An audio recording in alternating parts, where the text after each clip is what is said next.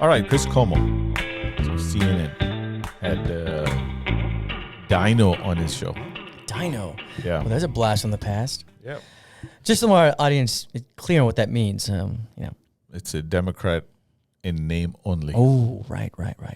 Like a wolf in sheep's clothing or something. Yeah. I got you. Okay.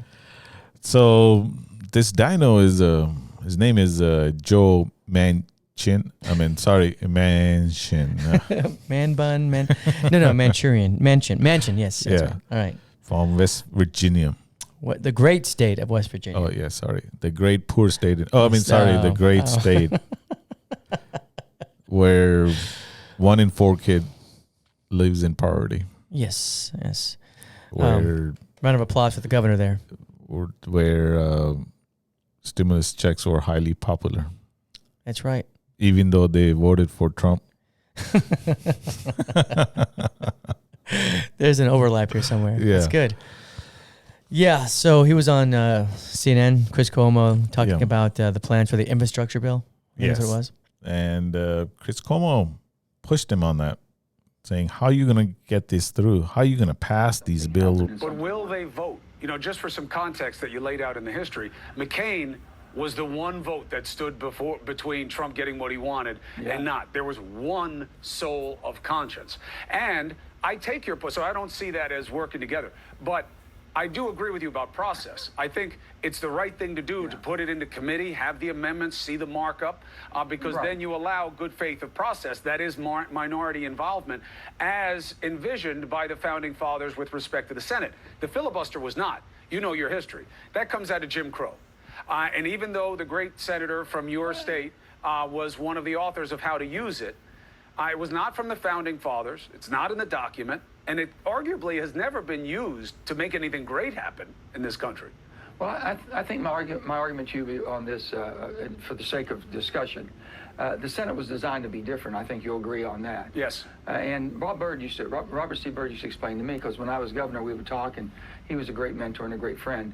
And I said, Senator, I don't know much about the Senate. Explain to me why is the Senate so different? He said, Joe, the best way for me to explain it is that why does every state, can you imagine a little state of Rhode Island, a little state of Connecticut, of Delaware, having the same representation in the great body of the Senate as California or New York, all these much larger states in land mass and population? There's a reason for that. So how all this has evolved in some of these rules, I don't know. I mean, the intent of why they would have done Jim Crow is not acceptable. It wasn't acceptable then. It's not acceptable now at all. And I think that we have to have a process. But also, I think you have to have minority. If not, then what we have is basically chaos. What goes around comes around here. I've been a minority. It's not fun in the minority, I can assure you. But on the other hand, we had some opportunity to stop some things that basically we didn't think that would be good for America. That was what our position Listen, was. I hear you about that, and I do think you're right. That, look, in all due respect to your party, I don't think you guys play power politics as well as the other side. And I think that if you were to get rid of the filibuster, McConnell would use it against you guys when he gets back in power, and it's only a matter of time, in a way that you never even thought of using it. So I hear you on that. Well, he could use it already. But I'm just saying, Senator, right now you have infrastructure, you have needs for families, you have a lot of gross deficits that you're dealing with. There's a chance that you get none of it passed. Forget about, background checks or anything like that. Let's see what we've done already, Chris. Yes, sir. Look what we've done. $1.9 trillion. Look what we did last year in all bipartisan way. Look what we've done this year.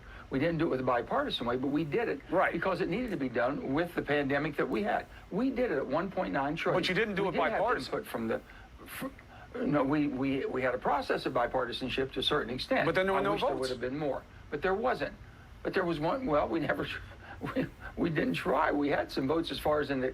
But they went through the reconciliation process, Senator. As you know, you went through reconciliation because they weren't going to work with you on it. McConnell had it locked down. But then basically. Then we did the hate crimes bill, and we went through a process where we had amendments on the floor. Let the bills go through. Let's look at this infrastructure bill, truly on traditional infrastructure, and then one on human infrastructure, and basically look at the pay-fors that we're willing to. And what if none of the Republicans will vote at the end of it? Would you reconsider how to get it done because you know how important it is?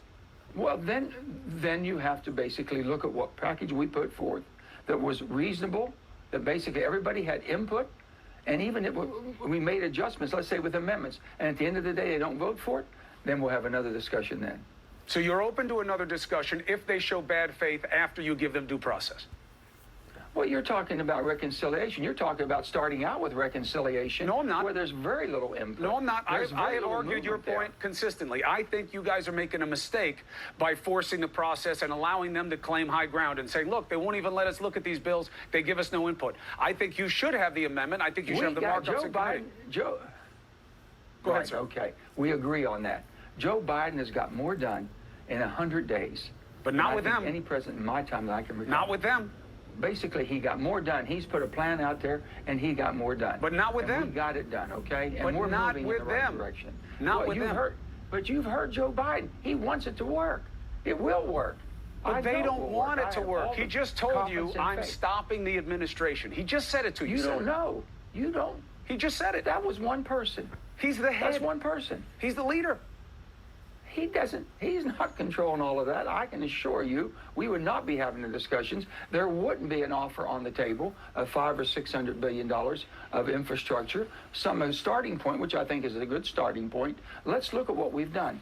We've got to hold ourselves accountable and responsible. Let's make sure that the numbers we're putting out there is really going to have I have no something problem with that's you going to guys be being concrete fiscally for us. responsible about it. But I would ask you one thing. I've heard you talk to me about Senator Byrd a couple of times about how the Senate was set up to have a minority be part of the power play. And I understand that. However, I don't know that they envisioned where you are in the Senate today, where you guys are 50-50, but 50 on the right are representing about 20% of the country. It's so skewed. And that 20% has such extreme views that that's why you have this party in disarray the way it is. You have 70% of the Republican Party saying that Trump won, that Biden didn't win. You really think that that's the And kind of setup where that's they'll work with you? Well, that's a horrible situation, and basically the extremes on both sides. There's people on both sides saying that we have 20% on each side or 30% on each side that's extreme. Okay, with that being said, you've got to find the middle. The middle's been eroded. We're trying to bring it back to where there's compromise. You can sit and talk and give and take and come up with a piece of legislation. You're not going to get 100% of everything. Joe Biden understands this Senate better than anybody. I've got confidence and faith that he understands it and he'll help us make it work. He's given us some openings now. He said, try to make it work. Have some votes. If you don't like it, vote it down. But at least get in the process. And that's all I'm trying to do. I have no trying to problem get with the process to work. I'm just assuming that Let's let it work then. there's going to be bad faith. But I'm all about the process being played out. I don't think it should be a force of reconciliation. I've never suggested that. And I appreciate you being here. I look forward to seeing the process play out and get your views as it moves along. I appreciate your candor, Senator. Thank you. Mitch McConnell already said he's not going to help Biden. He said 100% of my focus is stopping Biden. Yeah. 100%? 100%. Impressive. Okay, so he's got nothing else on the agenda besides stopping. So, that being said, him being the leader in the Senate, minority leader, but still a leader, Still. has a lot of influence, right? He still controlled 50 senators. And 49. And well, himself, and too. himself. Can he control himself? I don't know. Maybe. I don't know. Actually, he's pretty disciplined. Maybe he wears diapers. Who knows? Yeah. That's a medical issue, and I don't think I'm qualified to discuss it on this political podcast. So he's not willing to work with the Democrats on this bill because it's too much, I assume, right? I mean, Biden wants $4 trillion. He came back with $800 billion or something like that. I don't know what the number was, but their excuse is always, how are we going to pay for it? The country cannot pay for it. Only when it's helping regular people. Yes. When it's helping billionaires, there's always money. Don't worry. Or a military-industrial complex. Oh, yeah. It's always infinite money. Okay, fine. Yeah. And so Joe Manchin goes on, and he's defending bipartisanship, right? The middle ground, he likes to call it. Yeah. We've lost the middle ground, the middle way. Yeah. Okay. We know from experience, Joe, Mitch McConnell is not going to work with Joe Biden. We know it from Obama. Yeah. We know exactly how he's a hyper-partisan politician, right? I mean, his constituency demands that he not work with Biden anyway. So where Joe Manchin gets the idea that he's going to find some common ground is laughable. And really, it's criminal. I mean, it's fantasy. It's fantasy. I mean, he said, Well, he's just one person. Yeah, but he's the leader. And he represents the other 49. Yeah. Like, what are you talking about? He's telling you what he's going to do. I mean, there's no doubt about it. Yeah, and he can get his people in line. Yeah. He said, well, what we have done, look what we have done in last bill. Mm-hmm.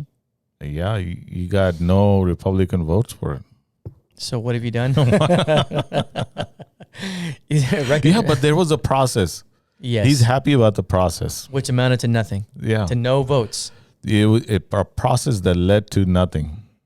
Okay, so what's the end game here? So basically he wants bipartisanship for the sake of it itself, not for the sake of getting anything done, but for the sake of actually having the conversations. Yeah. He cared more about the process than the outcome, which is absurd. I mean, they don't care when they get power. Well, that's the thing. I mean, he's protecting Republicans because maybe he is a Republican. Yeah. Well, he's from West Virginia. Yeah. I mean, that already is a fantastic idea that Yeah.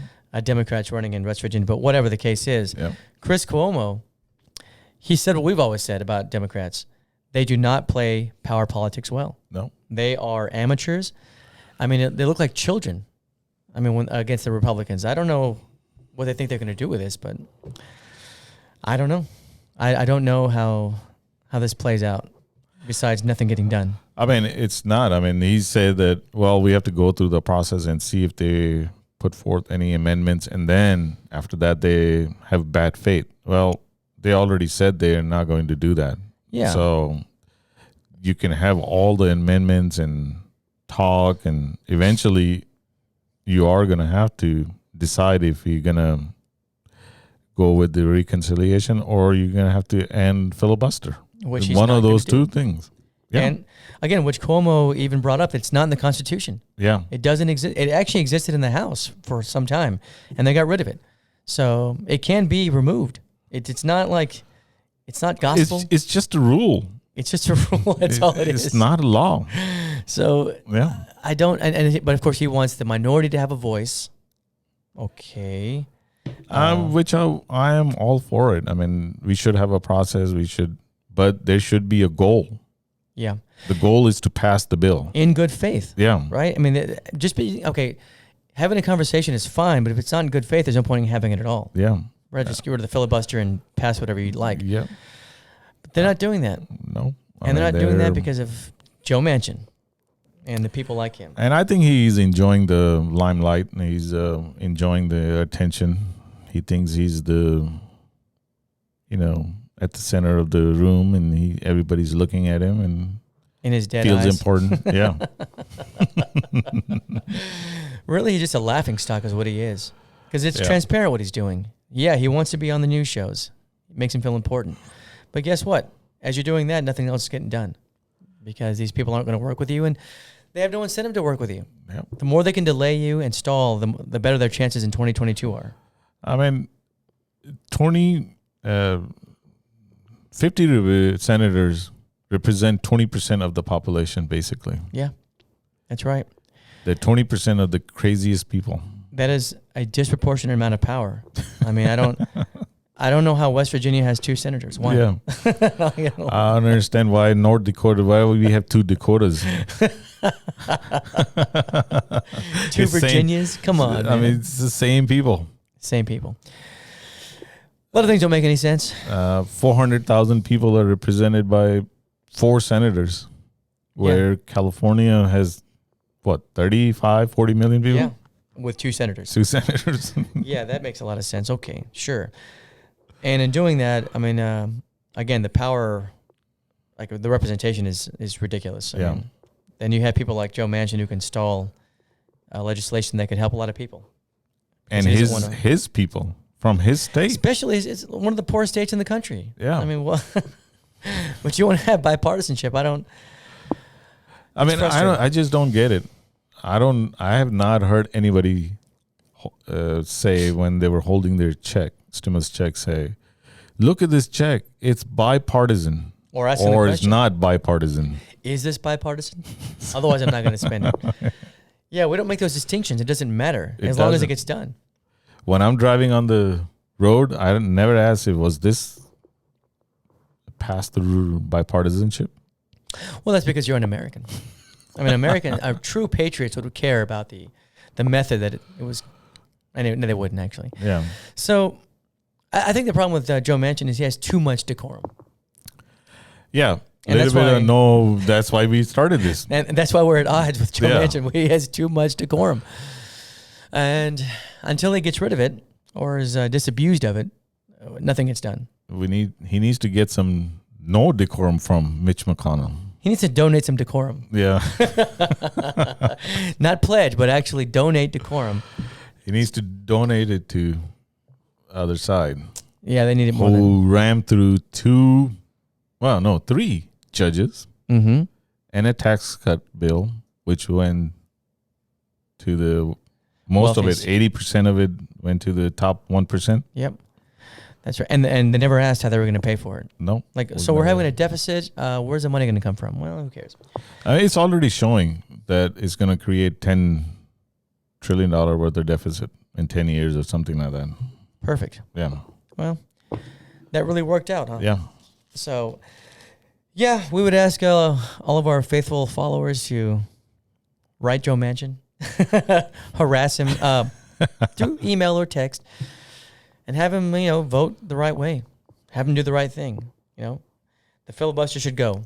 That's my opinion. If they're not willing to compromise, come together, then we have no other choice but to do that. And they're not willing to, so. They're not willing. They already said it, so. Yeah. So hopefully something comes of this. Hopefully it gets pressured somehow. I don't know how. I don't know how to pressure Joe Manchin because. I don't either. I don't know. They seem to like him in West Virginia. Joe Biden, he can say that if you don't go along, I will be campaigning against you, because he's not a Democrat anyway. So no. Yeah. if you're gonna be a DINO, you get a real Republican to come in. you should become DINO. You should become dinosaurs. Become extinct. Yeah. Yeah. That sounds good. You do what Trump threatened to do, like withhold money from West Virginia until. But until then, we're at a deadlock, and he should withhold his paycheck from Senate. Yeah, that'd be interesting, wouldn't it? I don't think he would need it. I think he's a multimillionaire. Anyway. Yeah, they most of them are. So. Yeah. But anyway, hope this reaches our loyal followers out there, and they can help effect some change on this.